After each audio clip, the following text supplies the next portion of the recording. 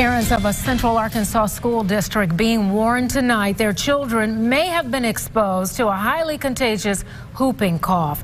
Good evening. Thanks for joining us for Fox 16 News at 5:30. I'm Donna Terrell. I'm Kevin Kelly. Fox 16's Hillary Hunt back from Faulkner County with more on the warning and the illness. Hillary. Hey guys, let me tell you a little bit about it. The Department of Health says pertussis is a reoccurring cough that can take your breath away, cause you to throw up, even break a rib in some cases. It can infect others pretty fast, and early on it's pretty tough to detect. That's why they're being cautious in alerting those Vilonia parents immediately. A student had been identified as having been in contact with somebody that apparently was diagnosed.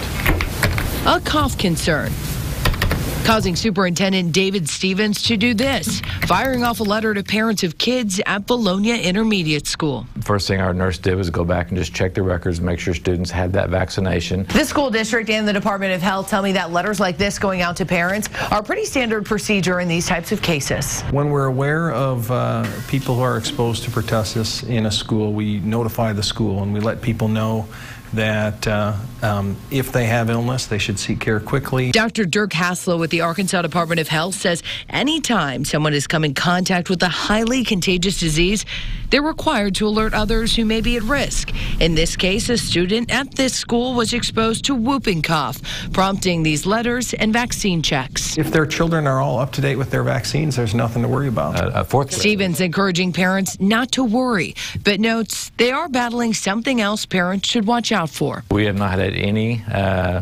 identified cases of whooping cough. Like I said, our biggest issue right now is the flu. As of right now, that student has not been diagnosed with whooping cough, but is continuing to be monitored following that exposure.